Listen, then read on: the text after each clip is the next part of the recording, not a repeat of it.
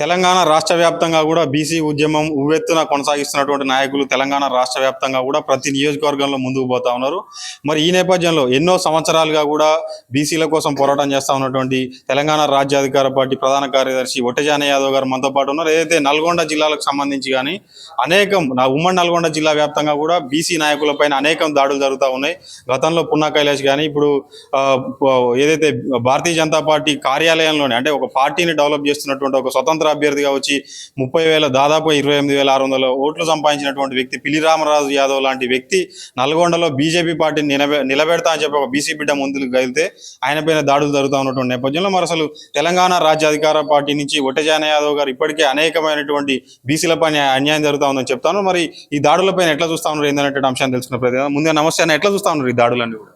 తెలంగాణ రాష్ట్రంలో పార్టీలు వేరు, మా బీసీ సమాజం అంతా ఇవాళ ఒకటే చైతన్యమై ముందుకు కదులుతున్నటువంటి సమయంలో మరి ఆనాడు తెలంగాణ రాష్ట్రంలో బీసీలకు ఒక వేదిక లేకపోవడంతో మరి ఇండిపెండెంట్గా పోటీ చేసినటువంటి మా బీసీ బిడ్డ ఏదైతే పిల్లి రామరాజు యాదవ్ ఉండో మరి అతనికి వచ్చినటువంటి ఓట్ షేర్ని మరి గ్రహించి బీజేపీ పార్టీ వాళ్ళ పార్టీలోకి తీసుకొని ఇవాళ ఈ రాష్ట్ర వ్యాప్తంగా బీసీలకు ఒక వేదిక వచ్చిన తర్వాత బీసీలలో వస్తున్నటువంటి చైతన్యాన్ని చూసి తట్టుకోలేక మరి ఆ పార్టీ అధ్యక్షుడు మరి ఏదైతే వర్షిత్ రెడ్డి ఉండో ఇవాళ మా బీసీ బిడ్డ పైన మరి దాడికి పాల్పడటాన్ని తీవ్రంగా ఖండిస్తూ ఉన్నాం.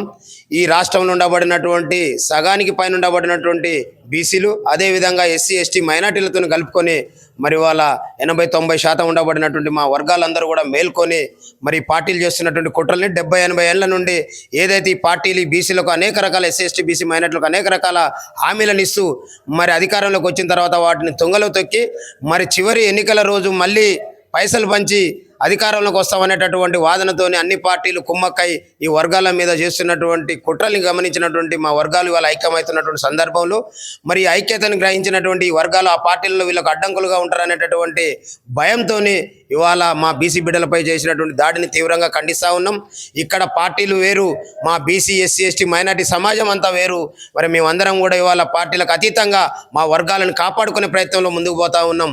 ఖచ్చితంగా బేషరతుగా పబ్లిక్లో వచ్చి మా బీసీ బిడ్డ క్షమాపణ చెప్పకపోతే ఆ పార్టీని రాష్ట్రంలో భూస్థాపితం చేయడానికి మా సమాజం అంతా కంకణం కట్టుకొని మరి అనేక కార్యక్రమాలకు పిలుపునిచ్చి ఇవాళ పెద్ద ఎత్తున నల్లగొండ చౌరస్తలు మా యాదవ సంఘం కావచ్చు, బీసీ ఎస్సీ ఎస్టీ మైనార్టీ సంఘాలు కూడా మరి ధర్నా కార్యక్రమాన్ని పిలుపునియడం జరిగింది. భవిష్యత్తులో రాష్ట్ర వ్యాప్తంగా ఆందోళనను తీవ్రతరం చేయడానికి మేమందరం సిద్ధంగా ఉన్నాం. అదేవిధంగా బీసీల అభివృద్ధి, బీసీల ఆకాంక్ష ధ్యేయంగా తీన్మార్ మల్లన్న గారి నాయకత్వంలో ఆవిర్భవించినటువంటి తెలంగాణ రాజ్యాధికార పార్టీ మా బీసీలకు ఎక్కడ అన్యాయం జరిగినా మరి బీసీల గొంతుగా నిలబడి కలబడి మరి ఆ యొక్క కుట్రల్ని ఎదుర్కొనడానికి సిద్ధంగా ఉన్నాం అనేటటువంటి విషయాన్ని కూడా మీడియా ద్వారా తెలియజేస్తాం. పిల్లి రామరాజు గారికి అత్యంత సన్నిహితంగా ఉన్నటువంటి వ్యక్తి, ఒక రకంగా చెప్పాలంటే మీకు దగ్గర మిత్రుడు. మరి అటువంటి నేపథ్యంలో ఇట్లాంటి రాజకీయాలని పక్కన పెడితే ఒక సొంత వ్యక్తిగా మీరు ఎట్లా చూస్తాం? అసలు పిల్లి రామరాజు యాదవ్ లాంటి వ్యక్తికి మీరు ఏం చెప్పాలనుకుంటాం? 100% ఆ రోజుల్లో ఉన్నటువంటి పరిస్థితులతోనే తెలంగాణ రాష్ట్రంలో బీసీలకు ఒక పార్టీ లేకపోవడంతోనే మరి మా మిత్రుడు, మా సోదరుడు, మా తమ్ముడే మరి ఆ యొక్క బీజేపీ వాళ్ళ పక్కనకు తీసుకున్నటువంటి పరిస్థితి. మరి వాళ్ళు చేస్తున్నటువంటి కుట్రల్ని మరి అక్కడ ఉన్నటువంటి సమాజం గమనిస్తూ ఉంది. ఖచ్చితంగా రాబోయే రోజుల్లో ఈ అగ్రవర్ణ పార్టీలని బొందబెట్టే పనులనే మేమందరం ఉన్నాం. కాబట్టి ఖచ్చితంగా ఆ యొక్క బీజేపీ కానీ, కాంగ్రెస్ కానీ, బీఆర్ఎస్ కానీ మా తాతలకో, మా తండ్రులకో, మా ముత్తాతలకు పుట్టిన పార్టీ ఎక్కడ కూడా ఒకటి కూడా లేదు. మా వర్గాల నుంచి, బీసీల నుంచి పుట్టినటువంటి పార్టీ ఏదైతే ఉందో అది తెలంగాణ రాజ్యాధికార పార్టీ. మరి రాబోయే రోజుల్లో అగ్రవర్ణాలు వర్సెస్ బీసీలుగా మరి వాళ్ళ జరుగుతున్నటువంటి ఎన్నికలు మేము చూస్తామని మా నాయకుడు తీన్మార్ మల్లన్న గారు ఎక్కడికక్కడ 70-80 ఏళ్ల నుంచి మమ్మల్ని వెలేసినటువంటి ఈ అగ్రవర్ణాల్లో అధికారాన్ని అందుకున్నటువంటి నాయకులు ఎవరైతే ఉన్నారో వాళ్ళని వెలేసి రాజకీయాలు చేయాల్సిందిగా మాకు పిలుపునియటం జరిగింది. అందులో భాగంగానే రాబోయే రోజుల్లో ఆ పార్టీలని, ఆ వర్గాలను వెలేసేటటువంటి పనిలో మేము ఖచ్చితంగా ఉంటాం. మరి మా నాయకులకు ఇప్పటికైనా మేల్కొనాల్సినటువంటి అవసరం వచ్చింది. వేదిక లేని రోజు అంటే ఆ వర్గాల చెంతన ఉండరు. కానీ ఇవాళ మీకోసం తెలంగాణ రాజ్యాధికార పార్టీ మరి బ్రహ్మరథం పడతా ఉండరు. ప్రజలందరూ కూడా ఇక్కడ ఈ పార్టీ మా జాతి బిడ్డల కోసం స్వాగతం పలుకుతూ ఉంది. కాబట్టి ఖచ్చితంగా రాబోయే రోజుల్లో మా జాతులందరినీ కూడా మా వర్గాలందరినీ కూడా మరి రాజ్యాధికార పార్టీ వేదికగానే మరి అసెంబ్లీలో కావచ్చు, రేపు జరగబోయేటటువంటి స్థానిక సంస్థల ఎన్నికల్లో కావచ్చు పోటీలో నిలుపుతాం. ఖచ్చితంగా గెలిపించుకునేటటువంటి బాధ్యత ఈ రాష్ట్రంలో ఉన్నటువంటి మెజార్టీ ప్రజలు మరి పూనుకున్నారు. మొన్న జరిగినటువంటి స్థానిక సంస్థల ఎన్నికల్లో ఏదైతే తీన్మార్ మల్లన్న గారు చెప్పినరో మరి అది సత్యం అనే విధంగా, అది వాస్తవం అనే విధంగా మరి ఆ వర్గాలు పనిచేసి ఎక్కడైతే జనరల్ స్థానాల్లో రెడ్డి, ఎలమ, కమ్మలు పోటీ చేస్తే వాళ్ళకి ఆపోజిట్ల దళిత నేతలు, మా బీసీ నేతలు గెలిచినటువంటి చరిత్ర 70-80 ఏళ్ల తర్వాత మరి వాళ్ళ ప్రారంభమైంది. ఈ చరిత్ర రాబోయే రోజుల్లో ఇంకా ముందుకు పోయి అసెంబ్లీలో కూడా మా వర్గాలు ఖచ్చితంగా మెజారిటీగా అసెంబ్లీలో అడుగుపెట్టి ఈ వర్గాలకు జరుగుతున్నటువంటి మరి ఇన్నేళ్ల నుంచి జరుగుతున్నటువంటి కష్ట నష్టాలని తీర్చుకునేటటువంటి అవకాశం ఉందనేటువంటి విషయాన్ని కూడా తెలియజేస్తా ఉన్నాను. ఉన్నటువంటి పరిస్థితుల్లో ప్రధాన రాజకీయ పార్టీలలో టికెట్లు ఆశిస్తే బయటికి గెంటేయడం జరుగుతుంది. ఎందుకంటే మీరు కూడా బీఆర్ఎస్ పార్టీ నుంచి జగదీష్ రెడ్డి నువ్వెందుకు పోటీ చేయడం, ఎక్కడి నుంచో నాగారం నుంచి వచ్చి ఇక్కడ చేయడం ఎందుకు అనేసరికి ఒటజాన యాదవ్ గారిని బీఆర్ఎస్ లంగా బయటికి పంపించారు. ఇంకొక పక్కన చెప్పాలంటే తోలు తీస్తాం అనేటటువంటి డైరెక్ట్గా డైలాగులు కూడా మీ పైన కూడా ప్రయోగించినటువంటి పరిస్థితి ఉంది. పిల్లి రామరాజు యాదవ్ గారు కూడా బీఆర్ఎస్ పార్టీ నుంచి టికెట్ ఆశించారు, ఆయనను కూడా బయటికి పంపారు. ఆ సమయంలో ప్రధాన ఎన్నికల సమయంలో ప్రధాన పార్టీల నుంచి కూడా టికెట్లు రాకుండా కూడా మీకు అడ్డంకులు అనేకం సృష్టిస్తూ ఉన్నారు. ఈ నేపథ్యంలో పర్టికులర్గా చెప్పాలంటే పిల్లి రామరాజు యాదవ్ గారు పోటీ చేసినటువంటి నేపథ్యంలో తీన్మార్ మల్లన్న గారి చేతుల మీదుగా బీఫామ్ తీసుకున్నటువంటి మొట్టమొదటి వ్యక్తి ఉమ్మడి నల్గొండ జిల్లా కాదు తెలంగాణ రాష్ట్ర వ్యాప్తంగా పిల్లి రామరాజు యాదవ్ లాంటి వాళ్ళు. అలాంటి వాళ్ళకి మీరు ఇప్పుడు డైరెక్ట్గా బీజేపీలో నాగంవర్ సిద్దిరెడ్డి ఇప్పటివరకు కూడా క్షమాపణ చెప్పలేదు. ఎట్లా చూస్తా ఉన్నారు? ఆయనకి క్లియర్గా తెలంగాణ రాజ్యాధికార పార్టీకి రమ్మని ఆహ్వానిస్తా ఉన్నారా మీరు? నేనేమంటున్నా అంటే ఇప్పటి వరకు మీరు చెప్పినట్టుగా మేము అడుక్కునేటటువంటి ప్లేస్లో ఉన్నాం. బీఫామ్లు ఓట్లు మాయైనప్పటికీ కూడా ఈ రాష్ట్రంలో ఉన్నటువంటి ప్రజలందరినీ కూడా ఈ అగ్రవర్ణ పాలకులు ఓట్ల వేసేటటువంటి యంత్రాలుగానే మార్చి ఓట్లు మాయైనప్పటికీ కూడా బీఫామ్లకు అలవాటు చేసినటువంటి పరిస్థితులు. ఆ బీఫామ్ కాడికి వచ్చేసరికల్లా ఇచ్చేవాళ్ళు అగ్రవర్ణాలు కావడంతోనే మరి మొన్నటి వరకు కూడా బీఫామ్ల కోసం మేము క్యూ కట్టినటువంటి పరిస్థితి.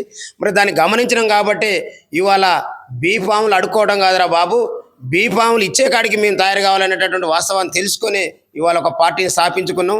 భవిష్యత్తులో ఈ అగ్రవర్ణాల నుంచి ఎవరైనా సర్పంచ్ కావాలన్నా, ఎంపీటీసీ కావాలన్నా, జడ్పీసీ కావాలన్నా మా ఆఫీసుల ముందుకు వచ్చి క్యూ కట్టిన వాళ్ళు మాత్రమే అసెంబ్లీకి పోవాలన్నా, పార్లమెంటుకు పోవాలన్నా, స్థానిక సంస్థలకు పోవాలన్నా మరి బీసీల యొక్క బీఫామ్ వస్తే తప్ప మేము పోలేము అనేటటువంటి పరిస్థితికి మా పార్టీని తయారు చేసుకున్నాం. ఇప్పటికే తయారైంది. ఇవాళ మీరు చూస్తూ ఉన్న స్థానిక సంస్థల ఎన్నికల్లో జనరల్ సీట్లలో పోటీ చేయడానికి భయపడరు. అంటే భవిష్యత్తులో తెలంగాణ రాజ్యాధికార పార్టీ బీఫామ్ ఉంటే తప్ప ఈ రాష్ట్రంలో ఉండబడినటువంటి ఎస్సీ, ఎస్టీ, బీసీ, మైనార్టీ వర్గాలు వేరే పార్టీలకు ఓట్లు వేయరనేటటువంటి వాస్తవాన్ని ఈ రాష్ట్రం అంతా గమనించింది. కాబట్టి ఇప్పటి వరకు బీఫామ్ల కోసం మేము ఏదైతే అడుక్కున్నప్పుడు మమ్మల్ని అణచివేసి మా మీద కుట్రలు చేసినటువంటి ఈ దుర్మార్గులు ఉన్నారో దాన్ని బాకీ తీర్చుకునేటటువంటి పనులు మా వర్గాలన్నీ కూడా వచ్చినాయి. బదలేంగే మా నాయకుడు మొదటి నుంచి చెప్తా ఉంటాడు, మిమ్మల్ని వదిలిపెట్టాం, బాజుకు బాజు తీరుస్తాం, మీకు బదలాయింపు అంటే మేము బదులు తీర్చుకోక తప్పదనేటటువంటి మాట ఏదైతే ఉందో సత్యం, అది వాస్తవం. దాన్ని రాబోయే రోజులలో ఈ అగ్రవర్ణాలు ఖచ్చితంగా మా ఆఫీసుల ముందల క్యూ కట్టేటటువంటి ప్లేస్ తీసుకొస్తామనేటటువంటి నమ్మకం మాకుంది. అట్లనే ఏదైతే పిల్లి రామరాజు కావచ్చు, ఇంకా మీ బీసీ వర్గాలు ఇప్పటి వరకు మాకు ఒక వేదిక లేకపోవడం వల్ల అగ్రవర్ణ పార్టీల చంతనం ఉండక తప్పలేదు కాబట్టి ఉన్నారు. కానీ ఇప్పుడు ఒక అవకాశం వచ్చిన తర్వాత మీరు చూస్తూ ఉన్నారు. మొన్నటి వరకు ఇవాళ నేనే ఈ జిల్లాలో, ఉమ్మడి జిల్లాలో ఉన్నటువంటి మా వర్గాలను పిలుచుకొని మా పక్కన కూర్చోబెట్టుకొని మేము బీఫామ్లు ఇచ్చుకొని మేము గెలిపించుకునేటటువంటి ప్లేస్కి వచ్చినాం. ఇక మా వాళ్ళు ఎందుకుంటారు, అక్కడ ఉండటానికి అవకాశమే లేదు. అది ముమ్మాటికి దాని పని అయిపోయింది. ఖచ్చితంగా మా ఆఫీస్ చూసారు కదా, నిన్న 2 నెలలు కాలే మేము మరి వాళ్ళ మేము ఆఫీసులు ఏర్పాటు చేసుకుంటే కిటకిటలాడేటటువంటి పరిస్థితి, అక్కడ బోసిపోయినటువంటి పరిస్థితి, ఆఫీసులు తాళాలు వేసుకొని ఆఫీస్ ఓపెన్ చేసుకునే పరిస్థితి లేదు. కాబట్టి భవిష్యత్తులో తెలంగాణ రాష్ట్రంలో అగ్రవర్ణాలకు అక్కడో ఇక్కడో సర్పంచ్, ఎంపీటీసీ కావాలంటే మా బీఫామ్ల కోసం వచ్చి మా దగ్గర, మా కార్యకర్తల దగ్గర ఫైర్వల కోసం మోకరిల్లేటటువంటి రోజు రాబోతుంది అనేటటువంటిది వాస్తవం. ఇది మొత్తానికి అయితే ఏది ఏమైనప్పటికీ కూడా ఇప్పటికే జరుగుతున్నటువంటి రాజకీయాల నేపథ్యంలో ఏదైతే పిల్లి రామరాజు యాదవ్ కానీ ఇంకొకరైనా ఏ నాయకుడైనా సరే తెలంగాణ రాజ్యాధికార పార్టీ మాత్రమే పేద ప్రజల కోసం అండగా ఉండేటటువంటి నాయకులు ఎవరైతే నిలబడతారో వాళ్ళకు అండగా ఉండేటటువంటి పార్టీ అని చెప్తారో, ఇతర ఏ పార్టీల జోలికి వెళ్ళినా సరే వాళ్ళు బట్టగాల్చి మీదేసి మరీ ఎల్లగొట్టేటటువంటి పరిస్థితి మాత్రమే కనిపిస్తూ ఉందనేది క్లియర్గా నల్గొండల ఉదాహరణ కనిపిస్తూ ఉంది. ఏది ఏమైనప్పటికీ కూడా ఒట్టెజాన యాదవ్ గారు క్లియర్గా చెప్తా ఉన్నారు, తెలంగాణ రాజ్యాధికార పార్టీని అధికారంలో తీసుకొచ్చి బడుగు బలహీన వర్గాలను అధికారంలో రాజ్యాధికారం దిశగా అడుగులు వేపేయడమైన లక్ష్యంగా నేను ముందుకు వెళ్తా ఉన్నా. భవిష్యత్తులో ఏదైతే అగ్రవర్ణంలో ఉన్నటువంటి పేదలు కానీ ఉన్నోడు కానీ ఎవడైనా సరే ప్రజాసేవ చేయాలనుకునేటోడు బీఫామ్ల కోసం మా దగ్గరికి వచ్చి క్యూ కట్టాలి అంటే అట్లాంటి నాయకత్వాన్ని మేము నిర్మిస్తామని దృఢంగా చెప్తా ఉన్నాం. మరి చూడాలి ఎట్లా తీన్మార్ మల్లన్న నాయకత్వంలో మరి ఒటజాని యాదవ్ గారి ఇతర నాయకత్వాన్ని అంతా ఏ విధంగా బలోపేతం చేస్తున్నటువంటి అంశాన్ని.